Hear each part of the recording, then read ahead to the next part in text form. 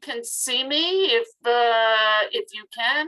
It'd be great to have a thumbs up, at least from one person, because it looks like my screen went blank. So here's hoping, and I can only see one person on the screen right now. So if that's you, Barbara Raizen, thumbs up if you can see me. If not, we're just gonna call it a technical difficulty. Yay, thanks so much. And let me just get some folks into the out of our waiting room and into the events. Do I want to have other people continue?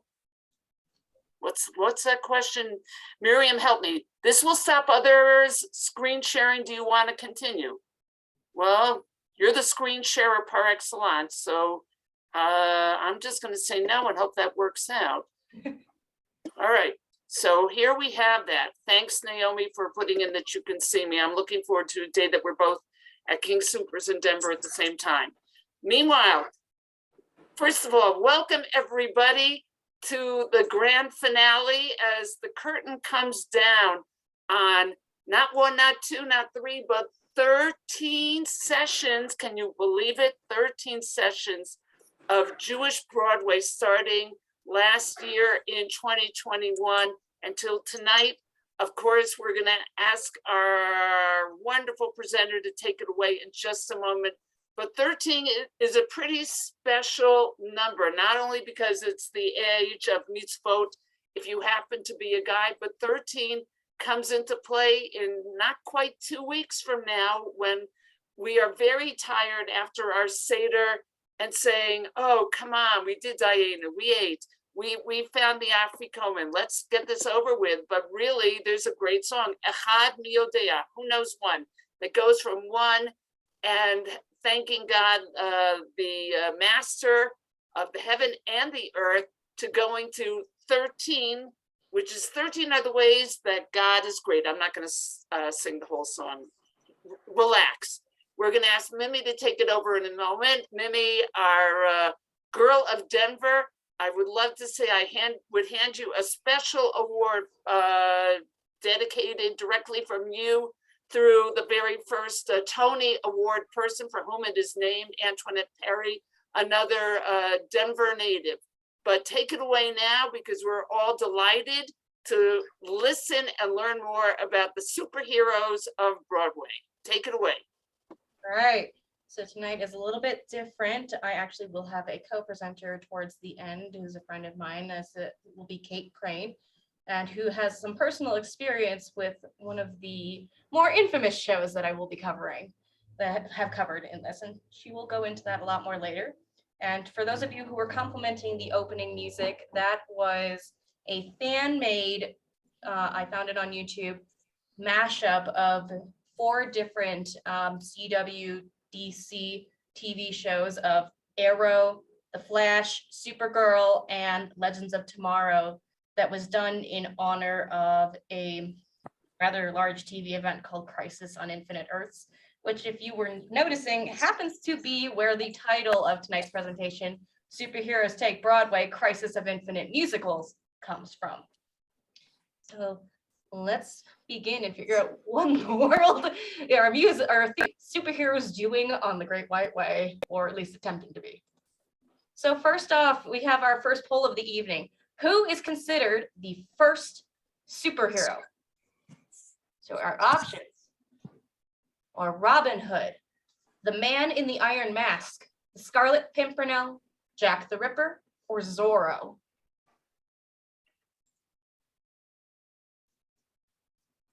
Right. Poll is launched. Feel free to take a stab at it. Okay, we got a few. We're getting more. Got a few more. Okay. Got 8 out of 8. Okay, we got 9 out of 13. Can we get a few more? Got 4 people left who have not participated. Anyone? Ooh, this is interesting. All right. 3, 2, and 1. End it. So the first superhero is indeed the Scarlet Pimpernel. I will say Robin Hood is a pretty good guess. I'm honestly surprised no one guessed Zorro. For the other ones, the man in the iron mask was a prisoner in, I believe, revolutionary France. It's a really weird situation. And Jack the Ripper was a serial killer in 19th century London. But indeed, the Scarlet Pimpernel is considered to be the first superhero, or a proto-superhero, if you will. We'll talk a bit about more him in just a second. Oh, yes. We got a little GIF as well. All right. Okay, so I previously in another session talked about Frank Wildhorn as a composer. That session went a little sideways, so I'm attempting to redeem myself. He wrote the music, one is a Jewish composer. He wrote the music for the Scarlet Pimpernel, and that is a musical based on the book by Baroness Orczy. I'm not actually sure how to pronounce her name, but she was Hungarian royalty and wrote a book entitled the same title, which also became an entire series based in the French Revolution, where Sir Percy Blakeney, who is the Scarlet Pimpernel, has this habit of sneaking over to France and rescuing a bunch of French aristocrats who are living in fear during the Reign of Terror. And so he's got a whole bunch of things going for him that will sound very familiar.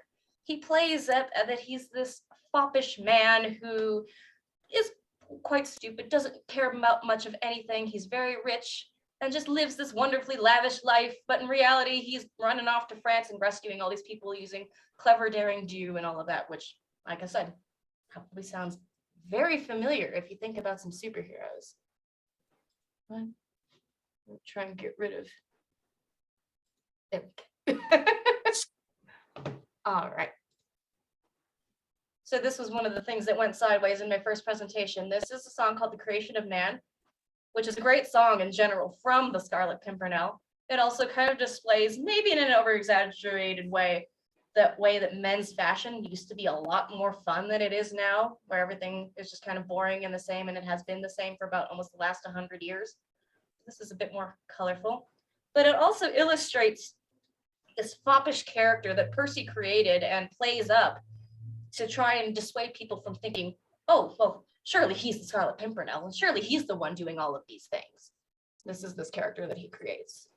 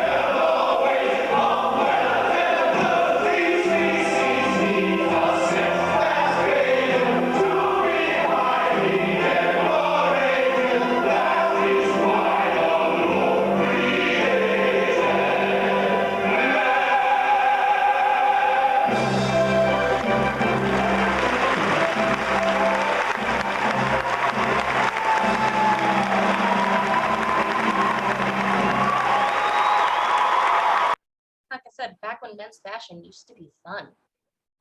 And if you think that this is exaggerated, it is, but not by much. I can see Kate thinking about how many ways she could talk about this. She is also well, I guess you could say a historical costumer as well. All right. Nope. All right. So yes, there are indeed proto-superheroes. So the term superhero, and mostly in the form that we know it as, dates back to about 1917. Some of our early heroes include Zorro, who is depicted here, the Phantom, the Shadow, and Olga Mesmer. Now, they're not quite what we think of as superheroes, but they're pretty darn close. Superman himself would actually be considered the comic book archetype of a superhero. So these ones existed in other forms, whether it be films, Pulp Fiction, and things like that. But he was really like the first comic book one, although they did also have their own comics runs as well. So a big component of being a superhero is their alter ego. I'm sure that's something that you all are familiar with. So they will maintain their alter egos either to protect their normal lives and loved ones, or to disguise their true nature, sometimes even both. It's kind of to give this idea that even when we hit rock bottom, we'll always be saved by something, even though we may not necessarily know where it's coming from. So in the bottom corner, you can see we've got Clark Kent, and we also have Kara Danvers in their alter egos. And there's also some funny ways that superheroes attempt, sometimes do a pretty good job of maintaining those alter egos. Of course, you got mild-mannered reporter Clark Kent, always looking so meek and mild, even though he's like really tall and burly, somehow manages to pull it off. Barry Allen is another hero who you might know as the Flash, is somehow always running late, even though he's the fastest man alive. We've also got a whole bunch of billionaire playboys in the form of Bruce Wayne. We've got Oliver Queen and Tony Stark, who all kind of play up this similar concept of Sir Percy Blakeney of, oh, I just party and have fun. That can't possibly be this vigilante. What are you talking about? One of my favorite quotes from the show Supergirl, which I'm a big fan of, is Kara slips up a moment when she's asked about validating parking, and she's like, I flew here, wait, on a bus. And here's another scene with Kara. I found something. Activity at a Luther facility that's supposedly defunct. It's big enough to build almost anything. Or to hide something. Lena, stay back. Lena.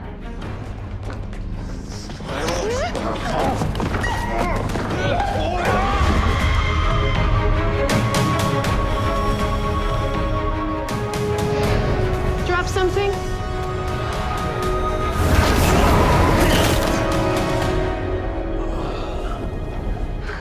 How did you know? I was getting coffee with Kara Danvers when you called. Oh, that's lucky.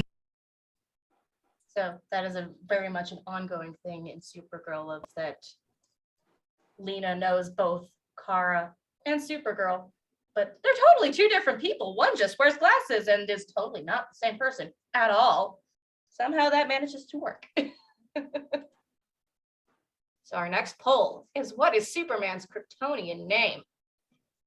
Your options are Kara Zor-El, Jor-El, Non, John Jones, or Kal-El. Pretty easy one, I will say. Nope. There we go. All right. So your options, once again, Kara Zor-El, Jor-El, Non, John Jones, or Kal-El. Folks, you all know the answer to this one. And I see it's in there. I think you're good. So let's let her rip. No countdown needed. All right. So most of you guessed Kal-El. You would be correct. The other options, Kara Zor-El is another Kryptonian. We'll Get to her in a second. Jor-El is actually his father, who is depicted here, played by Marlon Brando. John Jones is the Martian Manhunter. He's another DC character altogether. So something interesting here is, I'm sure a lot of you can see, I'm also wearing Superman's emblem, or the House of L's emblem. The reason I have Jor-El pictured here is because I didn't know this until rather recently, that Marlon Brando is the reason that this is not an S. So for anybody who does not know, no, this emblem right here and on my screen is not an S. It stands for the House of L. And it was only because of Marlon Brando insisting in the 1970s Superman films to wear the emblem in the scenes that are supposed to be set on Krypton. That was his doing, and they kind of rewrote the comic book lore to suit that as to why he is wearing that crest when nobody else on Krypton seems to be wearing any such crest. And that is something you will find with comic books, is they constantly change throughout time and adapt their lore for all sorts of reasons. Like I said, for Marlon Brando. Another interesting thing is Kal-El also sounds a lot like some Hebrew if you think about it. And if you're really diving into it, El, it being God, so it's kind of the house of God. Superman is practically a god in regards to his powers. There's a lot to dig into. So first up, we've got Superman, two creators, which are Jerry Siegel and Joe Shuster. So first and foremost, we got Jerry Siegel here. He was born in Cleveland, Ohio, and was the youngest of 6 children. At the age of 16, he befriended Joe Shuster. The two of them shared a love of sci-fi, adventure fiction, and movies. And according to Jerry Siegel, this is what he had to say about their first meeting. When Joe and I first met, it was like the right chemicals were coming together. They first began developing Superman back in 1933 to be a syndicated comic strip. And also in 1935 is when they started selling some of their comic book stories to National Allied Publications, which, if I'm not mistaken, is a precursor to DC. In 1938, Siegel and Shuster sold all of their rights, this is very notable, all of their rights to Detective Comics for, at the time, it was $130, which I think that came out to be about $2,000 today. That's not much at all. And this was all of their rights to the character of Superman. Though Siegel did continue to work on and off with DC for many years, which is another common theme you're going to discover with the creators we discussed tonight, is them flip-flopping back and forth between Marvel and DC. I could not cover how many times people went back and forth. It's a lot. Some of the other characters that Jerry Siegel created include Superboy, which is a younger version of Superman in some cases, the Star-Spangled Kid, Stripesy, Brainiac 5, Phantom Girl, Invisible Lad, Lena Luthor, who you previously saw, Lex Luthor. I'm gonna fail at saying this, Mxyzptlk, is basically Space Rumpelstiltskin, and a bunch more. So this is the other half of the duo, Joseph Shuster, born July 10th in 1914 in Toronto, Canada. So their original designer for Superman was a bald telepathic villain who was seen once in a short run of comics and never seen again. My speculation is this might have been a precursor to Lex Luthor, but I haven't been able to confirm or deny this. Superman himself was reworked and modeled after Harold Lloyd, Douglas Fairbanks Sr., and Shuster himself, and I'm sure you can see why, and some similarities to some early drawings of Superman. Shuster married Joanne Carter, who was a model that they hired and who they based Lois Lane off of, she was also Jewish as well. Shuster and Siegel sued DC on 2 different occasions, attempting to get the rights back to Superman, and failed both times. Shuster died in 1998. So first up, the next poll is, what paper did Clark Kent work for? We've got the Daily Planet, got the Inquisitor, the Torch, the Daily Prophet, and the Daily Bugle. This is another one that should hopefully be fairly easy. Yes, friends, popular culture. You already know the answer to this. Some of these are easier than others, I will say that. Almost everybody's answered this one. Yep, One person has not. it might be me, but I know Might the be you. All right. That was quick. moving So right along. All of you guessed the Daily Planet. You would be correct. A lot of those other options, minus the Daily Bugle and the Daily Prophet, were from, I don't actually know if they've appeared elsewhere, but they appeared in Smallville, which is also about Clark Kent and Superman. So Superman, here he is, the Man of Steel himself, aka Clark Kent, Kal-El, the Man of Steel, the last son of Krypton, Big Blue, Metropolis Marvel, Smallville, Boy Scout, and Supes. Now, he first appeared in 1938, and as previously mentioned, he was created by Joe Siegel and Jerry Schuster. He is part of the DC universe. And I was about to say, is like he's an interesting character. A lot of people think that he's very, as one of his nickname points out, he's very much a Boy Scout. Maybe not the most interesting superhero. I personally think he's quite fun. And yes, importantly, he is part of the DC universe. And the reason we are talking about him is an upcoming show that we'll be getting to in just a second. So yes, I still found a few more Jewish composers I have not talked about. Here we've got Charles Strauss. He was born in New York City to Jewish parents, Ethel and Ira Strauss, and he studied at the Eastman School of Music under the likes of David Diamond and Aaron Copland. So Strauss's first musical was Bye Bye Birdie, which I'm sure a lot of you are very familiar with, and I can hear it in my head right now. He co-wrote this with a friend and longtime collaborator, Lee Adams. And then in 1966, they co-wrote It's a Bird, It's a Plane, It's Superman. In 1977, he adapted yet another comic for the stage in the form of Annie. His other works include the score of Bonnie and Clyde and the songs in All Dogs Go to Heaven. It's a great animated film by Don Bluth. So here we go. It's a bird, it's a plane, it's Superman, and it's a very questionable musical. It was directed by the rather famous Hal Prince, music by Charles Strauss, lyrics by Lee Adams. The cast included Jack Cassidy, Michael O'Sullivan, Bob Holliday, Patricia Morand, Don Chastain, and Linda Lavin.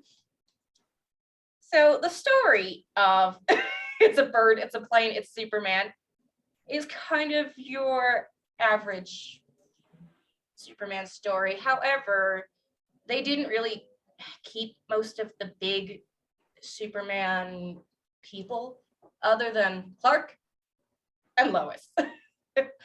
Everybody else is somebody that they made up, which might have been to its detriment. It could not stand on its own for very long. It played for only about 100 and so performances. And they did attempt to revive it in 2011 at the Dallas Theater Company, and I'll talk about that in a second. But the story is there's this 10-time Nobel Prize loser who thinks that the answer to his problems is to somehow get rid of Superman. He's not really sure how to do it. He ropes in this other writer at the Daily Planet to help him. And the plan they come up with is to somehow embarrass Superman so that he doesn't decide to be Superman anymore. And there's a 1975 TV film that was filmed in 3 days based on it. Don't look for it. It's not very good. It is not worth your time. But I am interested to see if the stage show ever gets done. And back to that revival, they did, with the blessing of the creators, get permission to change it up. And this is specifically the creators, keep that in mind. Then DC swoops in and says, no, you can't do that. They didn't completely pull the plug. The legal loophole that they pulled was that they'd only given permission to produce one Superman musical. And what happened in that time frame, part of the adjustments and changes that they made was, one, changing some of the dialogue, two, they changed some of the characters. So there's a character by the name of Sydney, who is another reporter at the Daily Planet, who has some feelings for Clark, a little bit. They swapped her out because she was another one of those made-up characters specifically for the show. But they had her become somebody else named Cat Grant, who is another, not really a love interest for Clark, but she's interested in him.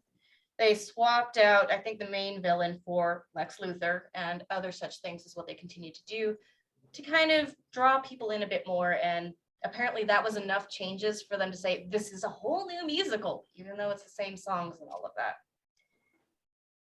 Not to say that this is completely awful. There is one very good song from this. It's a lot of fun, and it is Sydney's song, and we're going to talk about that next. So here it is. It is called You've Got Possibilities. So Sydney, Sydney Sharp, I think is her last name, is kind of over her bow and starts to notice, you know what, that Clark Kent is really handsome, but maybe he could use some tweaks. And so this is how she goes about it. And all the while, she, like everybody else, has no idea that he is Superman. Clark Kent, you could be an attractive man with a little push in the right direction. Haircut, simply terrible. Necktie, the worst. Bearing, just unbearable. What to tackle first? Still, you've got possibilities, though you're horribly square. I see possibilities underneath. There's something there. Hey, Sydney, I'm just Clark Kent. You've seen me around for years. Color, pure Peoria, that hat. Oh no, I'm not Queen Victoria. This suit has to go. Still, you've got possibilities. Let us give it a try.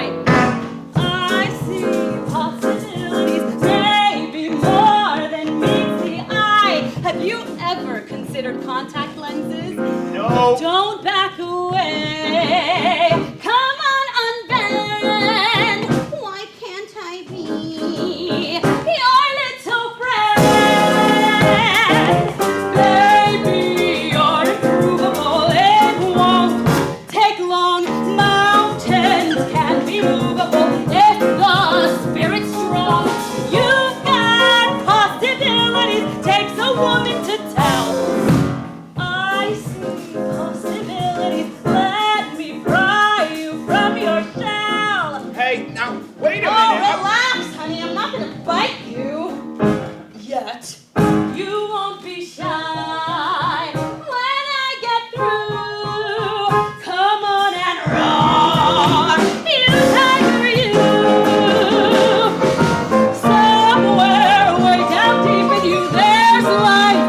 No doubt it's just been asleep in you. Let me bring it out. Yes, you've got possibilities, maybe even a lot.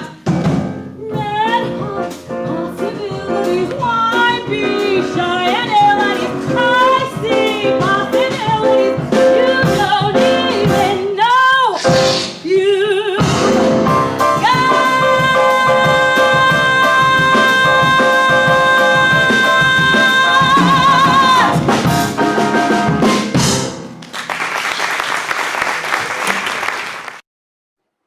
So that is You've Got Possibilities. And who knows, maybe the show has possibilities. I was reading an article that there is a chance that the adapted version from the Dallas Theater Company script might live to see the light of day. Who knows when, but it might happen. This is specifically from The Prince of Broadway, which is a review of musicals that were directed by the late great Hal Prince. I do have to say something though, because the man who's playing Clark Kent, I am a huge fan of. He may not be singing in this, but to kind of give you a clue on how good he is, he's played the Phantom on several occasions, as well as Jean Valjean, which is what I got to see him in New York in 2015. Big fan of Ramin Karim, though. Okay, now we're getting into some more, maybe some more tricky stuff. What is Supergirl's relationship to Superman? Nothing. It's a coincidence. They're siblings. Father and daughter. Or cousins. You know this. Oh, trying to get the, there we go, polls. I could sing the song from the 60s from a different show, and then you'd know why I was be mentioning it. Let's see what other people have to say. Be brave. This is interesting.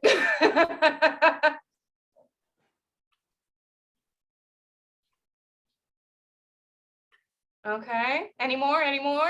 Got 9 out of 13. Okay, well, I know the answer, but I'm not going to sing. Okay, well, all right. We have a tie here. We've got a tie between nothing, it's a coincidence, and cousins. Okay. I was not expecting that. And then we got somebody who said that they were siblings. Take a look. Okay, I will sing it. Not the answer, not the direct answer to the question. Me, Kathy, who's lived most everywhere, from Zanzibar to Berkeley Square, but Patty's only seen the sights a girl could see from Brooklyn Heights. What a crazy pair, but they're cousins. Okay, that's the end of the song. I mean, there's more to the song. You're welcome. Patty Duke played both of them. She could not have done that here, but the Superman and Supergirl are cousins. Indeed. Okay.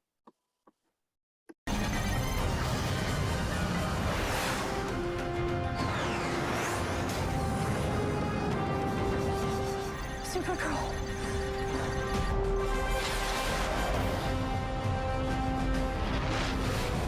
Need a hand? Hey, cuz. It's good to see you. This looks like a job for the both of us. Absolutely.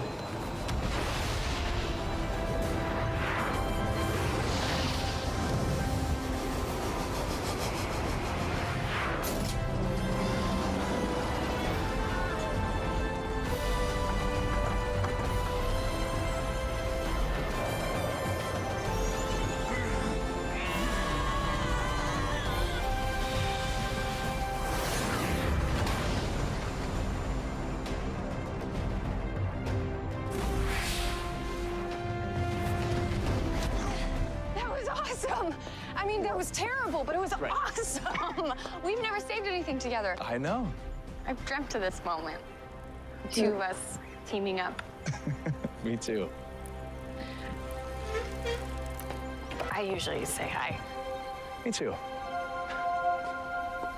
Way to go, Supergirl. That's Superman. I used to change his diapers. No way.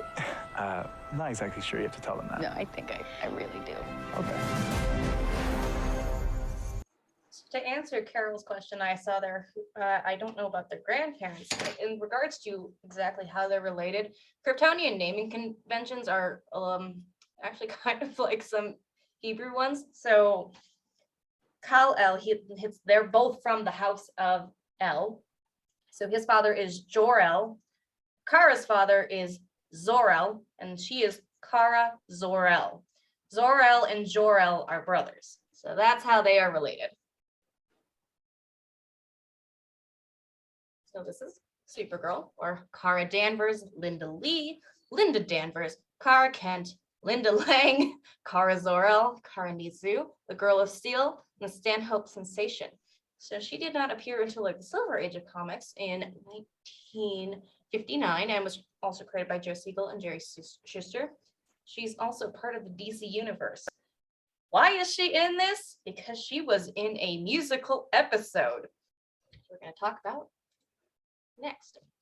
So first we got Rachel Bloom, who contributed a song to said musical episode.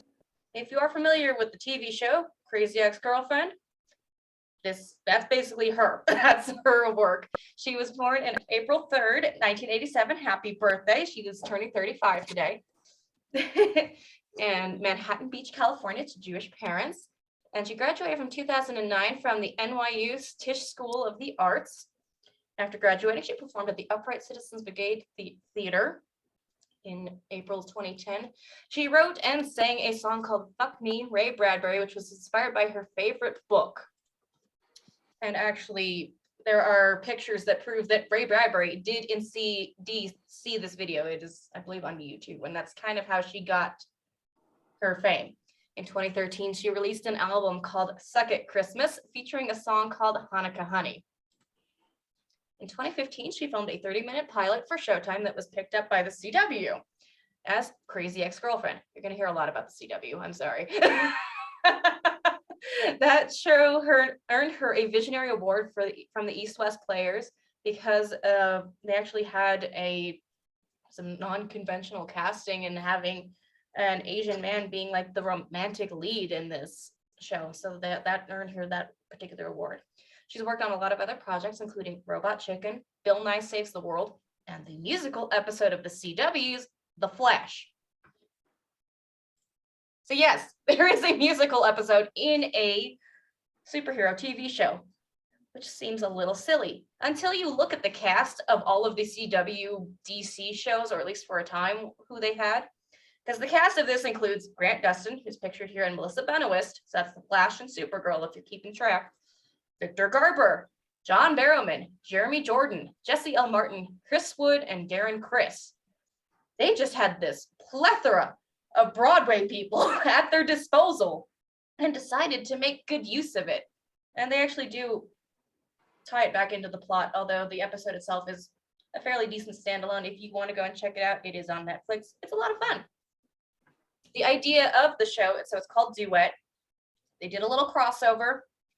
Darren Criss, who I've previously mentioned, and we'll probably talk about more in a little bit as well, plays this character called the Music Meister, who is indeed a real DC villain. They did not create him just for this, who puts Barry and Kara into a coma where they are living this shared, I guess, dream of being in like your classic 1940s musical. And they're like, wow, everything's a lot easier to solve in a musical. They can just solve our problems with a song.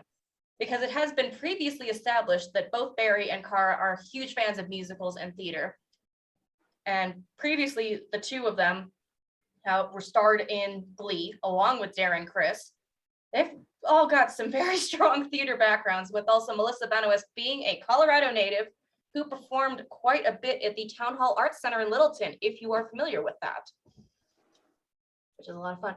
So like I said, they just used a lot of what they had. And the only catch is there are some stakes. So it's not just a simple musical episode. They are informed that they have to they have to work their way through this musical. However, if they die in that world, they will die in the real world. So like I said, there are stakes at hand. But it's also more lighthearted and fun. Most of the songs are just them doing covers, including there's one song from Guys and Dolls, which the name escapes me, but Melissa Benoist, the first thing she sings is Moon River by Henry Mancini and John Mercer. We do have an original song, which is a lot of fun. It's called Super Friends. And if you are familiar with Rachel Bloom, I didn't know that this was her who wrote it until I went and did some digging. And she's got a fairly distinct style. It's really hard to describe unless you're familiar with her songs. But there's something about the lyrics and just the humor that she puts into it and the silliness. And just, yeah, it's very her once you hear it and know a little bit more about her style. And just as a reminder, for some of the jokes, Barry is the Flash, Kara is Supergirl. At times like these, when life is getting me down, and the world seems like it's gonna end, ship, there's at least one power that we both still have, and that's the power of Friendship. Yeah, that's exactly what I was gonna say. Yeah, it's an easy rhyme. I'm your super friend. your super friend. I'll be there in the nick of time if you're ever in a spot. And if you're not there in time, you can just go back in time and give it another shot. I'm actually not supposed to do that anymore. Oh, okay. Sing. I'm your super friend. Super friend. When you need a compliment, I can rattle off a dozen. For instance, I have to say, I'm not impressed. By your more famous cousin. Thank you. No one ever says that. Oh, he's all like, I'm Superman. Boop-de-boop-de-boo. That's a really good impression. Thanks. I'm your super friend. Super friend. When it comes to buddies, pal, you're the best. I love you more than the lightning bolt I wear on my chest. If you're ever sad, I'll bring you flowers. You can list soprano as one of your powers. If you're ever broke, I've got the cash. on my couch. You're welcome to And crash. if you ever need a hand, I'll be there in a flash. Barry. That was funny. I'm your super that has a double meaning friend.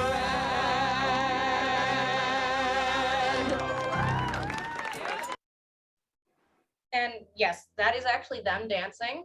To kind of give you an idea of Grant Gustin's skills, he was in the national tour of West Side Story. So yeah, that boy can dance really well. And another reason as to why this happened, besides the fact that they were just making use of this plethora of Broadway actors and Broadway veterans, was that it was actually a passion project of one of the producers as well. So they just decided to have a little fun with it. And I'm going to say an off-quoted thing whenever I ask Kate, why is something happening in some superhero thing I'm watching? Comics are inherently silly. It's something you have to remember, especially in this day and age where they keep trying to make things darker and grittier. You know, starting in the 80s with like, we're gonna have a darker and grittier Batman. And we're gonna have an even darker and grittier Batman and an even darker and grittier Batman. And they just keep doing that. So you just have to remember, originally, comics are inherently silly. So what does Moses got to do with it? Besides the fact that Passover is in like a week and a half. There's a lot of similarities between Moses and Superman, and it does not take much to think about that. So it's rooted in the idea of embracing one's destiny and overcoming obstacles through endurance. It is also speculated that he was probably, that Superman himself was based on the Golem of Prague, but we're gonna get back to that in a second. But really, if you think about it, the planet of Krypton was dying. His parents sent him in this pod to Earth to safety, and he grew up and he was meant to essentially save the people of Earth in any way he can. Just not too different from Moses. And you can actually take that a little further with the origin of Kara. So Kara, one of those things of comics are constantly changing. I'm going to tell you her origin based on the show because honestly, that's the one that makes the most sense at the moment.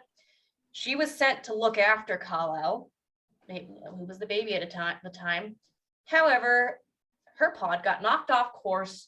In this particular instance, she was caught in a place called the Phantom Zone, where she just did not physically age for, I'm not really sure how long, I think it's about 20 so years, roughly. And she ends up on Earth. She's still 12, and Superman's all grown up.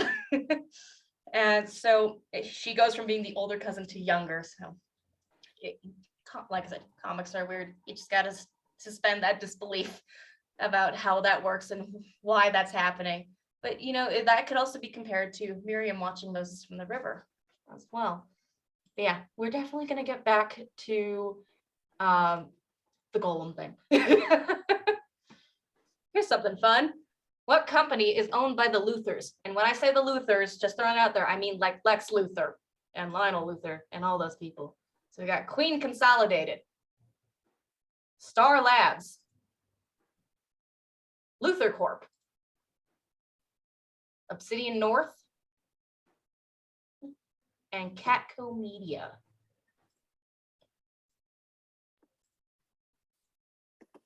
Go ahead and take a stab. Come on, folks, you know this one too. Miriam, stop spoon feeding them. Some of these are a lot worse, I will say that.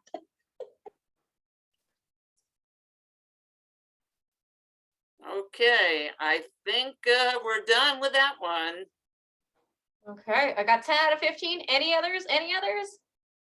All right. Okay, most of you guessed Luther Corp. Got one for Star Labs.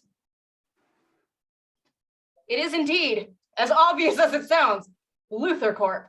Star Labs is actually the people who created the particle accelerator that gets mentioned later. Now we're moving on to our next superhero and our next set of creators. We've got Bob Kane, born Robert Kahn in New York City, October 24th, 1915. Kane attended DeWitt Clinton High School alongside fellow cartoonists Will Eisner and actually a few other people. At the time that are also comic creators, something must have been in the water, I swear. He joined Max Fleischer's studio, which if you are familiar with, that is the creators of Popeye and Betty Boop. He was a trainee animator at the time and first entered into comics in 1936.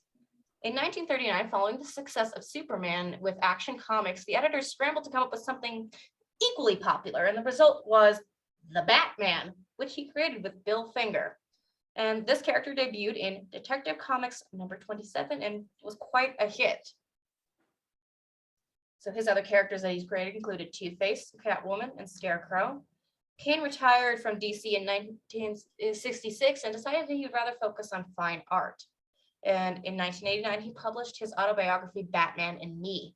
Kane worked as a consultant on the 1989 film Batman, as well as the sequels. And Kane died on November 3rd, 1998. So I did mention he did create this with somebody else who actually it took a long time for him to get his due in regards to the credit. This is Bill Finger. Not only is he also Jewish, he was born in Denver, Colorado. So yay! Half of Batman is from Colorado. Who knew? Once again, his family moved to the Bronx where he graduated from DeWitt Clinton High School in 1933. Like I said, I'm telling you, something in the water. He was an aspiring writer at the time and was working as a part-time shoe salesman when he started working with Bob Kane. And actually, it was Bill Finger who came up with the ideas that became the iconic Batman figure we know today. Originally, Batman was depicted wearing red with these big wings, these artificial wings, and what's called a domino mask, which is like this little small mask sort of thing. And he's the one who decided, well, let's maybe like tone that down a little bit, and gave him that iconic cowl that Batman has and the cape instead of the wings. He also was influenced by a comic character called the Phantom, one of those proto superheroes. So Finger left Kane's studio in the 70s to work for DC. And for many years, he just struggled to get his credit for the creation of Batman. Some of his other character creations, the Green Lantern, Lana Lang, Penguin, Batgirl, and the Riddler. Now, if you're wondering who Lana Lang is, for some reason, that is actually Superman's first love before Lois. So here's a fun one. Who is not, I repeat, who is not a Batman villain? Your options are Nightwing, Calendar Man, Condiment King, Killer Croc, and Egghead.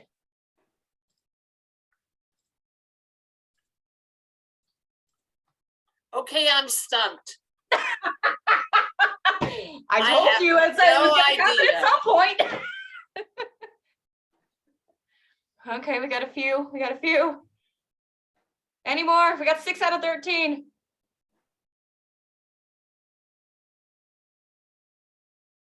Anyone else? 8 out of 13? Anybody?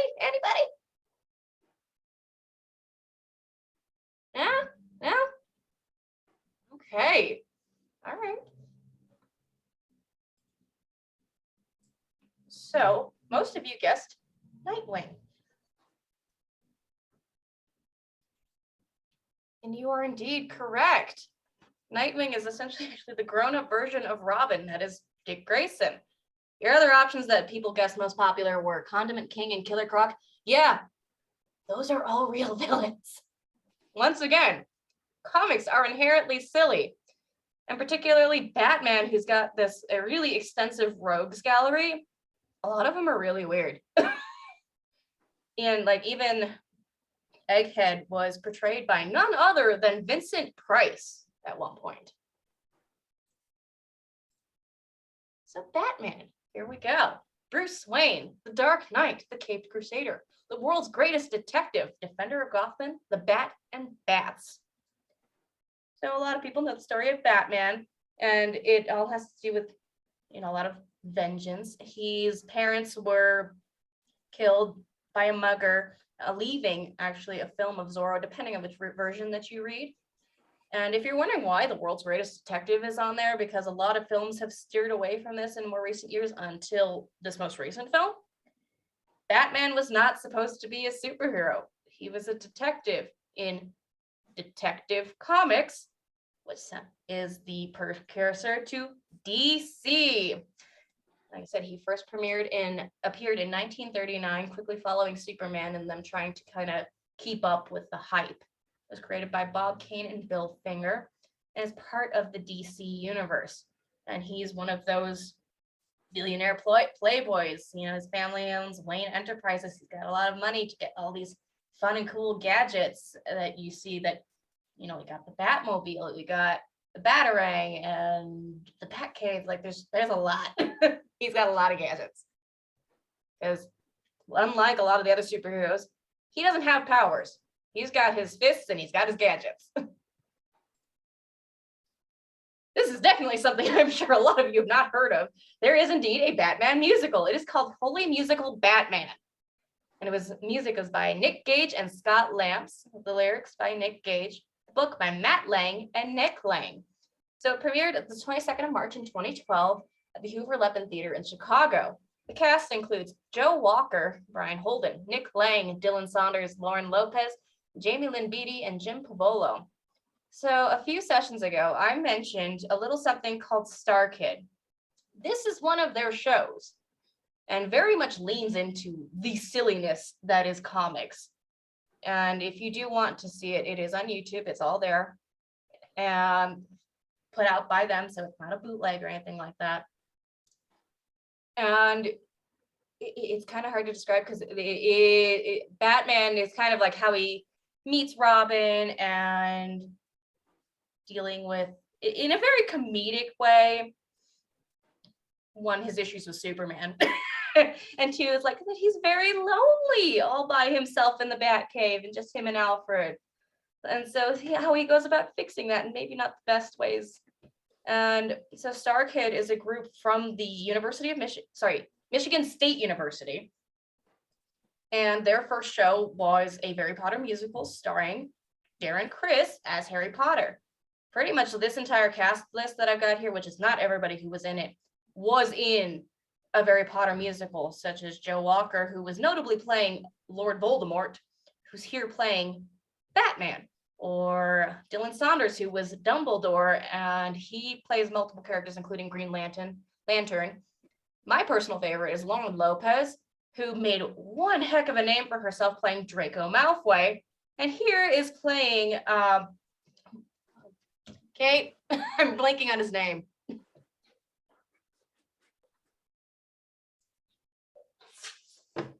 Kate. Who is she in the picture? No, she's not in the picture, but she's not, no, but who is she? Who does she play for the most of the show? I'm forgetting. No, Commissioner Gordon. Oh, Gordon. Yeah, so Star Kid does these musicals that are usually spoofing something. And you can see pretty much all of them on YouTube for free. It's a lot of, and like including Kate's favorite, Twisted, which is basically Wicked, but for Jafar from Aladdin. There's also Trail to Oregon, and Harry Potter musical actually has 2 sequels as well. So this may not be Broadway, but honestly, I feel like this is probably the most successful superhero musical. And part of that is because they just straight up play into that silliness. They don't take themselves too seriously, and they're just an all around a very talented group. Here we go. I wanna be your friend forever. I want to be a modern dancer. What a super weird thing to say that came out of nowhere. I wanna be your friend forever. Pass me the cup of kinship. Meet me at my place, a fortress of friendship. I wanna be your friend forever. I want to see the Eiffel Tower. With the power of a super friend, you're never alone. I wanna be your friend forever. I want to play Nintendo. Who needs Nintendo when you got a friend? Go! Like a bat in the sun, I'm losing my guano. I've only known darkness all my days. Dude, it's cool, it's chill, we're totally here for you. Will there still be scary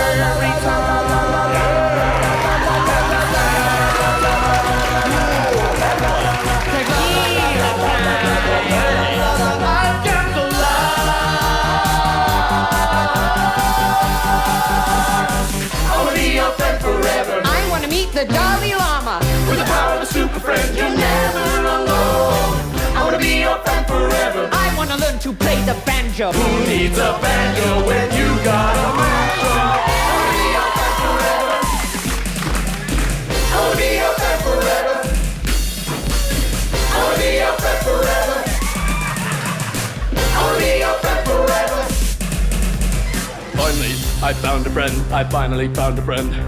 Finally, I found a friend. I finally found a friend. Super friend. Finally, I found a friend. I finally found a friend. Super friend. Finally, I found a friend. I finally found a friend. Super friend. Finally, I found a friend. I finally found a friend. Super friend. Finally, I found a friend. I finally found a friend. Super friend. Finally, I found a friend. I finally found a friend. Super friend. Finally, I found a friend. I finally found a friend.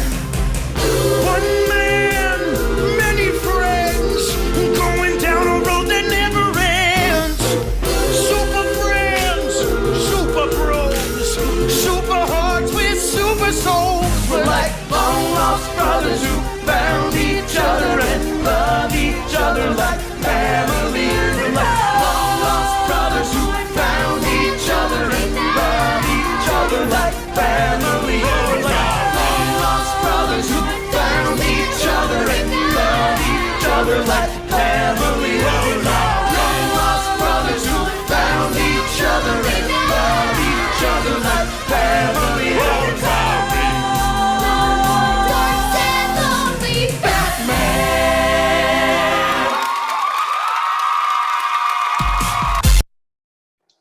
So that was the final song of the show Holy Musical Batman. I'm sure some of you might have noticed that one of these things is not like the others, and at the end there is a whole bunch of DC characters, including one, Superman, Batman, Green Lantern, Hawkman, The Flash, Green Arrow, a bunch of people, and then Spider-Man. Who, if you are not aware, is not a part of the DC universe. He is a Marvel creation. And now we're moving on to some Marvel creations with Joe Simon. So Joe Simon was born Jaime Simon in Rochester, New York. He attended Benjamin Franklin High School and was the art director for the school newspaper and for his yearbook. In 1932, he was hired by the Rochester Journal-American as an assistant. And around the same time, he was asked to create a flaming superhero like Timely Comics' Human Torch. This became a character called the Fiery Mask. It was around this time that he met Jack Kirby, and the duo worked together for nearly 20 years. One of their most notable creations being none other than Captain America. They felt they weren't getting their fair share of the profits, so like a lot of other creators, they moved from one to the other. And so Joe Simon left for National Comics, which was eventually DC. The partnership ended in 1955, when comics had a self-imposed censorship causing a slump in sales. There's a lot of really interesting video essays on YouTube about this. And some comics still have this seal, but it really doesn't mean anything. Simon continued with comics, but turned to painting in the 21st century. And I'm not sure why I didn't fill in the other characters, but he did have a lot more, including Bucky Barnes. Okay, And then now the other half of the duo is Jack Kirby, who was born Jacob Kurtzberg on August 28th in 1917 in New York City. Kirby dreamed of escaping his Lower East Side neighborhood and sought out places he could learn more about art. At 14, he enrolled in the Pratt Institute in New York, but left after only a week. Kirby then joined the Lincoln Newspaper Syndicate in 1936, and he stayed there till 39, and eventually worked for the studio Eisner and Iger, and did his first comic book work for Wild Boy magazine. Kirby then moved to Fox Feature Syndicate, where he first started to explore superheroes with the character the Blue Beetle, which is another one of Kate's favorites. Kirby and Simon were hired by Timely Comics in 1940 and created Captain America in 1941, and they worked together for 25 years. Now, by the 70s, besides the self-imposed censorship that comics were facing in the 50s, their partnership became strained, and each was thinking that the other was not exactly reliable. Through the years, Kirby, like Simon and everybody else, went back and forth between Marvel and DC for a whole bunch of reasons that it's way too complicated to get into tonight. There's a lot of books and articles that will document this a lot better, and he worked up until he died in 1994. And I'm sure a lot of you have heard the name Jack Kirby. If you know a lot about anything about comics, his name pops up a lot. So what is Captain America's alter ego? You've got Buck Rogers, Roger Davis, Steve Rogers, Roger Davies. Oh, there you go. Yeah. Well, you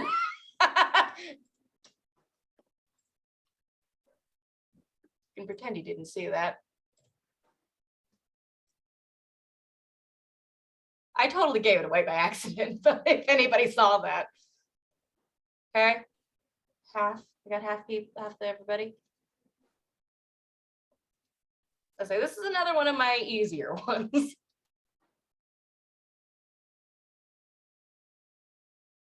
Anybody else? Okay, we got 9 out of 13. That seems to be the magic number at this point. All right. So most of you guessed Steve Rogers. Although we did get 2 for Buck Rogers, who's a completely different character. Not bad.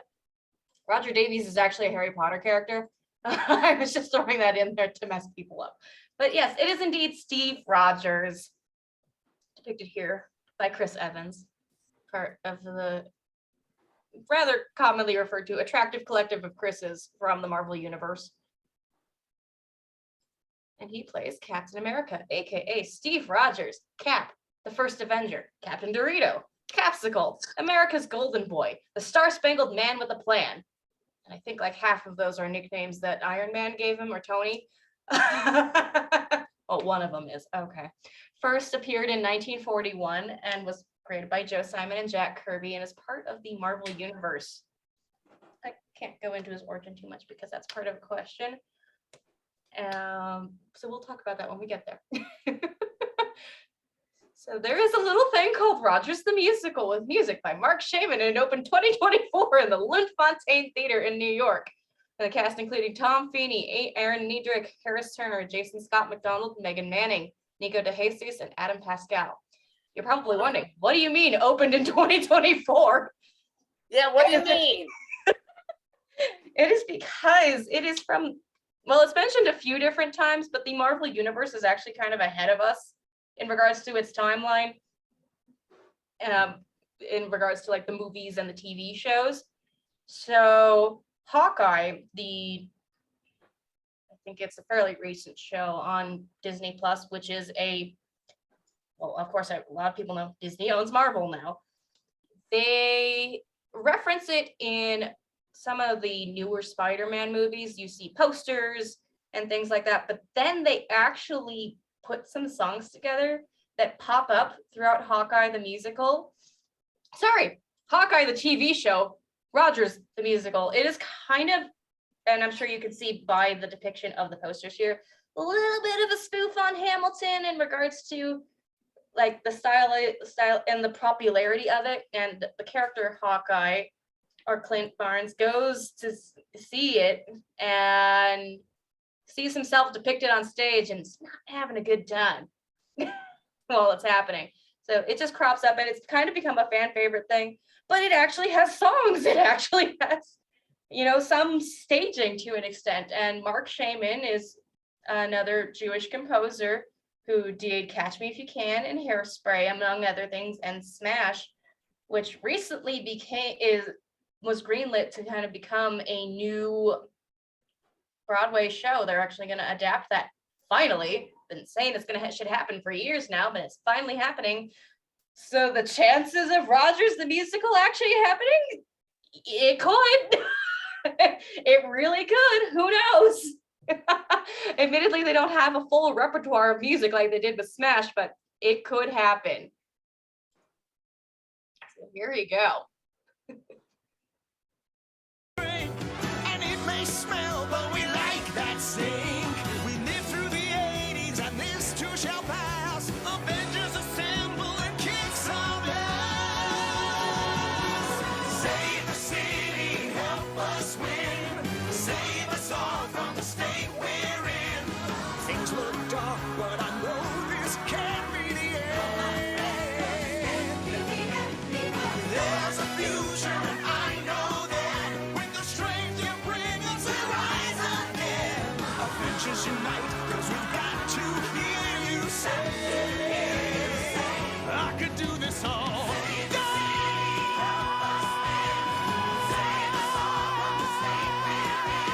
The Hulk is incredible, smashing things up, while Iron Man takes to the sky. Captain America's strong, and that Thor is a god, and Lord knows they're easy on the eyes. Black Widow's a knockdown who can knock you out, and when Ant-Man fights, you won't hear a sound. While Hawkeye seems cool, like a really nice guy, he just wished that New York wasn't the battleground. I've got to get the Tesseract. The battle's just begun. We'll conquer the Chitauri. Then get Shawarma when we're done. Just how are we to fight them? We'll do it as a team. First Thor, unleash your lightning. Then Natasha, that's your cue. Yes. Then Hawkeye hit the bullseye. There's no better shot than you. Right. Tony, you've got nukes to catch. Be careful not to crash. Yep. And Hawk, you know the magic word is. Hawk, you know the magic word is. Hawk, you know the magic word is. Smash! Smash! Smash! Save the city, help us win. Save us all from the state we're in. Things look dark, but I know this can't be the end. Can't be the end. If the city's trash when you take your bow, we'll blame you then, but you're good for now. Avengers unite, 'cause we've got to hear you say. Got to hear you, got to hear you say. I could do this all day. Help us win. Save us all from the state. I could do this all day. We could do this all day. So fun fact, every time that they pan to the audience and you see that one guy's face, that is the composer of all the songs that are in Rogers the Musical, Mark Shaman. So fun little fact there. So how did Cat get his powers? We're gonna talk, tells you we're gonna talk about his origin.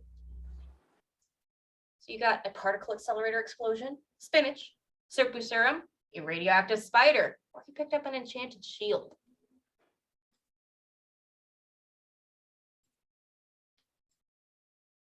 There we go. I was waiting for the golem to show up. Oh, it's coming. Okay. It's coming.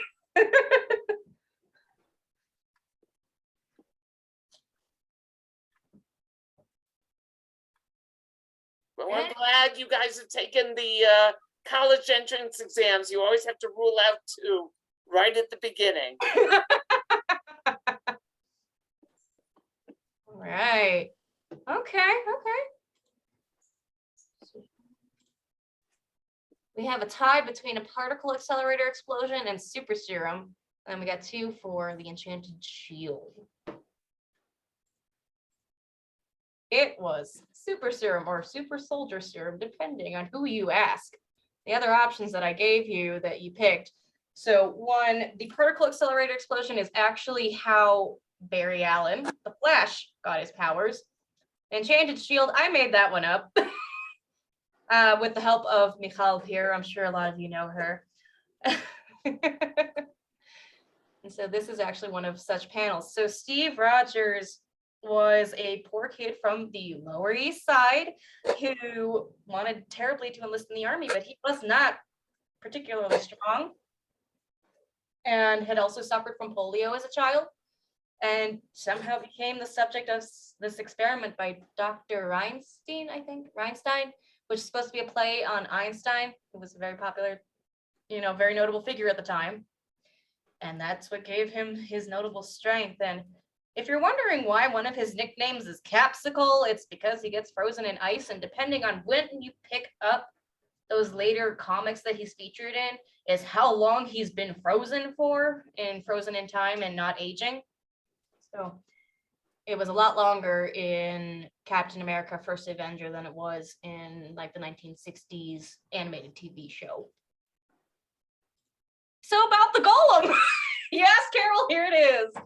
So Captain America appeared a mere 8 months before the attack on Pearl Harbor, and Cap's alter ego, like I said, Steve Rogers, was born on the Lower East Side of New York. So the Golem of Prague could almost be considered a proto-superhero in some ways. So like the Golem, Steve is comparable to the clay that gave life to the Golem. So he was this raw material in Dr. Reinstein's hands to become this super soldier. Notably, there is this A depicted here on Cap's forehead on his costume, which is not too different from Emmett, which is how a Golem is activated. You take that away and it's death. And I did not make this up. There's a lot of articles about this. There's a rather interesting video on YouTube. The creator is Nerd Sync, and he covers the politics of comics and how people say is, there wasn't politics in comics when Captain America's very first issue shows him punching Hitler in the face. And he just talks about this idea to a much stronger extent, that it's a very strong possibility that Captain America could be inspired by a Golem, or specifically the Golem of Prague. This is a very interesting idea. Ah, yes. Carol's linked a link to the Golem's page on Wikipedia. And like I said, there's a lot of articles about this. I'm not the first person to make this connection. And it's just a very interesting idea to see how comic book creators who, like I said, as you're seeing, the creators of basically every single big superhero that you can think of is Jewish, and how they use that in their stories and in their creations. Moving on to another creator. What was Stan Lee's birth name? Because no, it was not Stan Lee. Here's your options: Stanley Tucci, Stanley Kubrick, Stanley Elnitz, Stanley Lieber, or Stanley Yanklowitz. Apparently this actually came up in Big Bang Theory. Someone told me that today, so maybe that helps you. Come on, friends. You know this one.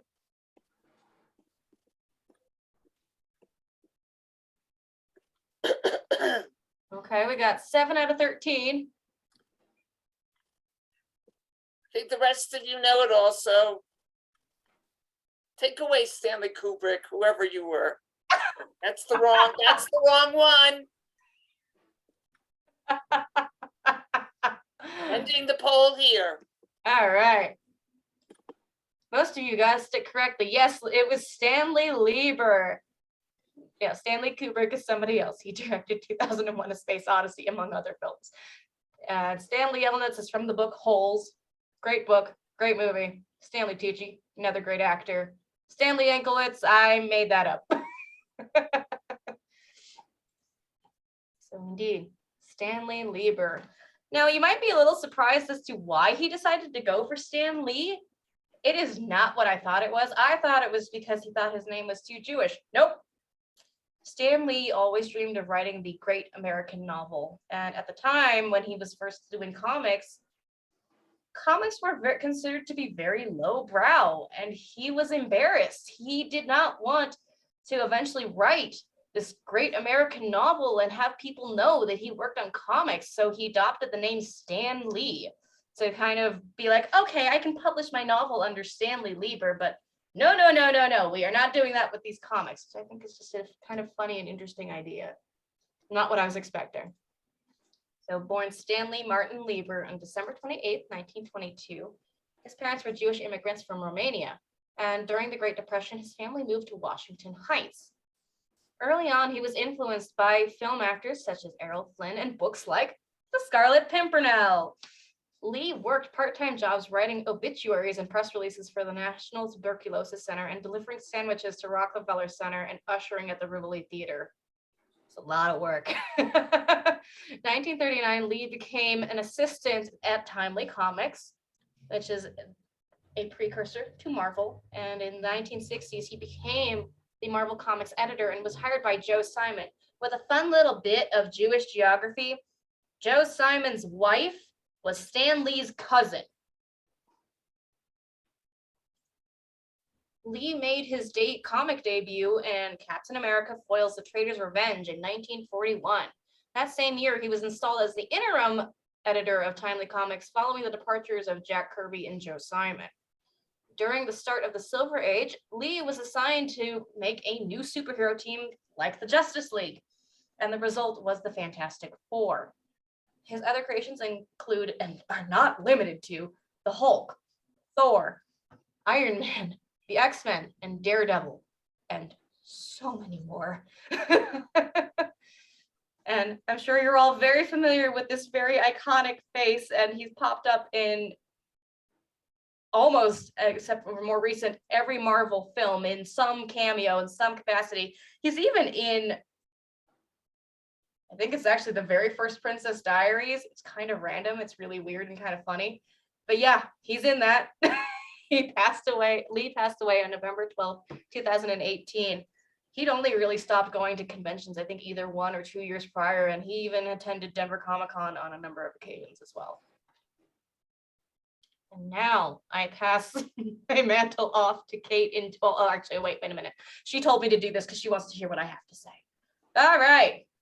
So I didn't mention this, but of course, everybody knows Stan Lee created Spider-Man, AKA Peter Parker, Spidey, web slinger, webhead, webs, wall crawler, your friendly neighborhood Spider-Man, meddlesome insect, and puny Parker, to name a few. He first appeared in 1962 and was created by Stan Lee and Steve Ditko as part of the Marvel Comics universe. So yeah, that radioactive spider, that's how Peter Parker got his powers, and Miles Morales for that matter, but we're not going to get into that right now. And this particular picture is, well, one, it's a reference to a very funny Spider-Man meme and from a comic strip, but it is also kind of a recognition of all three Spider-Mans as they've been portrayed on film by Tom Holland, Andrew Garfield, and Tobey Maguire as well, which is essentially the newest film is kind of a long drawn out version of said meme. But yes, Peter Parker is just your average high schooler or college student, depending on which issues you pick up. He works as a photographer for the Daily Bugle, which I just found out, and it's part of his alter ego as Peter Parker. And, you know, he's always following the story and following Spider-Man. He just happens to be there when Spider-Man is. And so Spider-Man's whole interesting, more of it's just like the idea of how he became a superhero. It could have been anyone. Anybody could have been bitten by that radioactive spider, which we're going to have Kate address in our next musical, because that kind of got taken away from him. All right, so here we go. I will mute myself so then Kate can talk.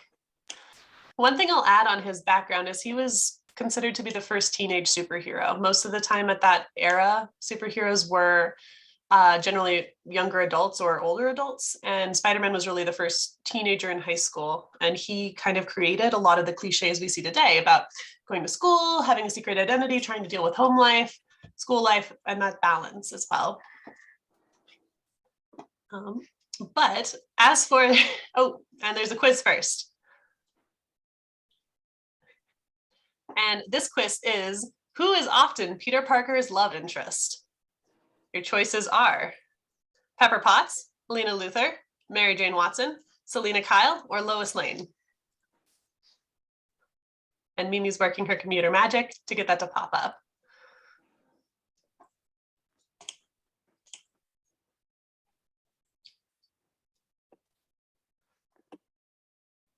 Friends, you know this one too. Whoever put down Lois Lane, take it back. What's the musical? Turn off the lights or turn on the dark. So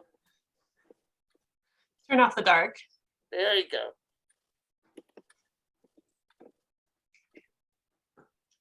And pretty much everybody got that right. The correct answer is Mary Jane, also known as MJ Watson.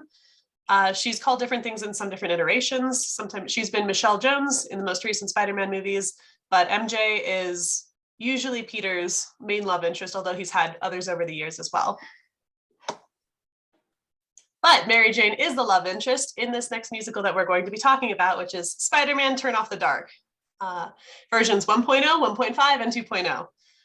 It had music and lyrics by Bono and the Edge of U2 fame. Book was written by Julie Taymor and co-written by Glenn Berger. And then you had also Roberto, I'm going to butcher it, Aguirre Sacasa as well. The cast included Reeve Carney, Jennifer Damiano, TV Carpio, and Patrick Page. Now, Spider-Man Turn Off the Dark was first announced in 2002, shortly after the release and success of Sam Raimi's first Spider-Man film. It was a little bit after that that Bono and the Edge signed on to do the music for it. And then the producers approached Julie Taymor as the director of the piece. And she'd just been coming off of a good bit of success after having directed Broadway's The Lion King, which to this day is the most successful Disney musical of all time. And everything seemed like it was going to go well. Then in 2005, when the producers, Bono, The Edge, Julie Taymor were all together getting ready to sign contracts going into more creative production, their lead producer, Tony Adams, had a stroke while at the meeting and he passed away before anything was signed. This left his much younger and inexperienced partner as the head producer for the entire show. Now, while they were working on gathering financing under a very inexperienced producer, the recession hit and a lot of people started retracting larger sums that they had promised the show. And by the time of 2009, the show was about 20 million behind already. In addition to that, the director and co-writer Julie Taymor had signed on with the caveat that she was given a lot of creative freedom with the show because she is not a fan of Spider-Man comics. And so she ended up adapting a lot of things with this show that weren't quite in the original story. One of the things that she added was a more high concept version of Peter getting his powers from the Greek goddess or Greek figure Arachne, known more commonly in Arachne and Athena's Greek mythology. Now, in 2010, the show opened for previews, 8 years from its announcement, and it did not officially open until 3 years later in 2011, or 1 year later in 2011. During all of this time, the director, Julie Taymor, left the show due to creative differences because the show wasn't working and she refused to change and kind of back down on some of her things. And it got into this whole kerfuffle. She was let go in kind of a non-friendly way. And then she slammed the production with a multi-million-dollar lawsuit because of her creative involvement in what had come out so far. A new director was brought in and helped clean up the story, bringing in more of the traditional Spidey elements and keeping the story more grounded in Peter's comic roots. In 2014, 2.5 years after opening, the show closed with a net loss of $60 million, which is still the largest loss of money in Broadway history. The co-writer of the book part of the show, Glenn Berger, wrote in his own memoir, The Whole Debacle, that, quote, every artist has to figure out what they're responding to and take it from there, but still, if you're staging a Spider-Man musical, it's probably not ideal to have a director who is not keen on Spider-Man comics and two composers who are not keen on musicals. As for the show itself, it went through 3 main different productions while searching for its main story, ending with what opened on Broadway. The production spared no expense with a budget of over $70 million, with costumes by my personal hero, the late Eiko Ishioka, and it played in the largest house on Broadway, the Foxwoods Theater at the time. And it had over 100 different technical tracks for wire work for the actors to fly around the stage and the audience on at speeds of up to 35 miles per hour over the audience. The story in the play follows the familiar Peter Parker origins with lingering tweaks from Julie Taymor and Arachne. Peter Parker gets bitten by a spider, Uncle Ben is shot, Peter becomes Spider-Man. Norman Osborn, who we all know as the Green Goblin, played fantastically by Willem Dafoe in the movies. He's a scientist genius searching for ways to genetically mutate humanity and make us able to survive crises in the future. Under pressure from investors in the military, he pushes his experiments too far and becomes the Green Goblin. In response to Spider-Man, he then creates this show's version of a Spidey Rogues gallery called the Sinister Six, as we'll see in our first show clip shortly, and then Spidey has to save the day. The production had a lot of mishaps. It was not uncommon for a performer to get stuck over the audience, causing delays in the performance. The reason Mimi helped tap me for this is because I actually did see this on Broadway. I'm a huge Spider-Man fan, and I was very excited to go see this. I did not have high expectations. My expectations were pretty much met, but I had a great time. And the soundtrack is honestly something I still listen to today. A lot of the songs are pretty good, even if they don't fit into what you would typically consider musical theater songs. Speaking of the music, Bono and the Edge notably disliked musicals. Someone burnt them a CD with about 60 Broadway hits to try and give them a crash course in musical theater. And they really disliked that and kind of went their own direction with the songs. But I will stand by that most of them are pretty great. And you will probably recognize, I don't have it included here, but you will probably recognize a song called Rise Above, which was blasted all over the radio in like 2011. It's an earworm. Yeah, so this is our first song by the Green Goblin, showing off some of his costume choices, and we'll get to see his Sinister Six as well.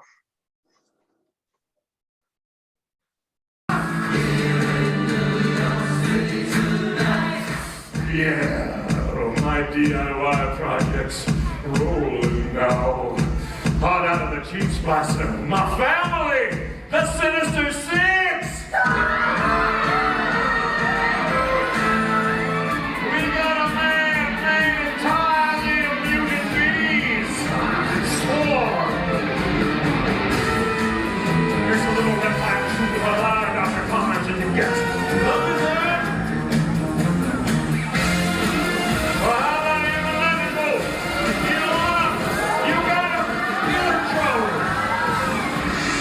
Take our resident animal expert to the next one. Raven, the hunter! Dr. Cassidy used to be our blood guy. Now he's Carnage! Last but not least, Daddy Bird. Twist this. Bring like Mimi's company.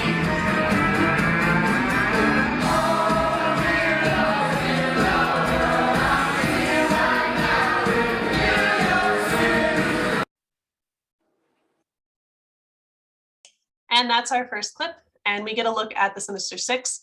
All of those are Spidey villains in some sense or the other, except for that last Chrome villain who was invented for the show. Sorry, my dog's growling in the background if you can hear him. Now the song also, or the show also has some really nice ballads, at least in my opinion. And in the next clip, we will see Peter and MJ have a little intimate moments. And part of the reason I included this is because I want Mimi to do this for an audition number. I can feel your heartbeat quicken, and then slow. There's nothing else I need to know. And there's nothing you need to pretend. If the world should end and the sky tonight is luminous for some unknown reason, and every doorway is hiding something. And if this world should end, come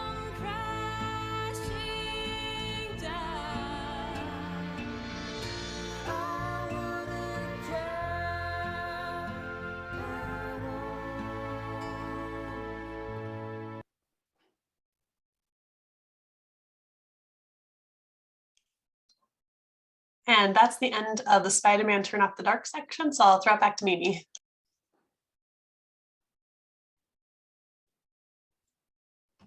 Thanks, Kate. So yes, I did ask her specifically because I knew that she was a Spider-Man fan and that she had seen it on Broadway. And yeah, you know, despite it losing $60 million, you have to admit the sets and the costumes are really impressive. I did also forget to mention earlier that the Superman musical was also one of the more expensive Broadway losses, but on a much smaller, well, still expensive, but it was 600,000, but this is back in 1966, and I will admit I did not check and see what that is today. But is that going to stop superheroes from appearing on Broadway? Probably not. Probably not. There are other ones out there. I didn't include them because they were not,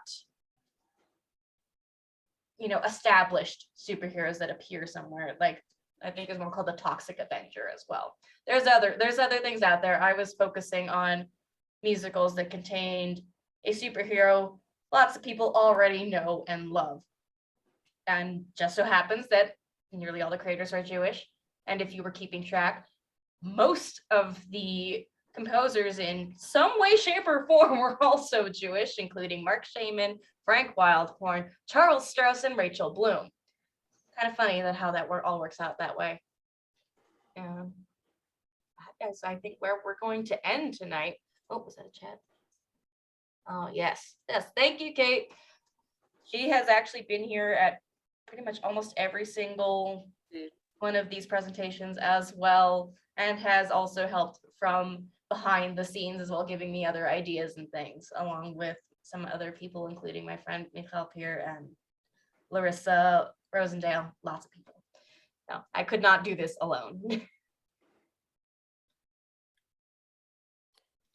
Well, what we could say on the eve of Passover, even if you had done a few of these, Dayenu, but look at how many you have done. It's been our delight and good fortune to have really taken advantage of your expertise and your passion and have had this very, very, very informative deep dive into all the Jewish nuances of Broadway.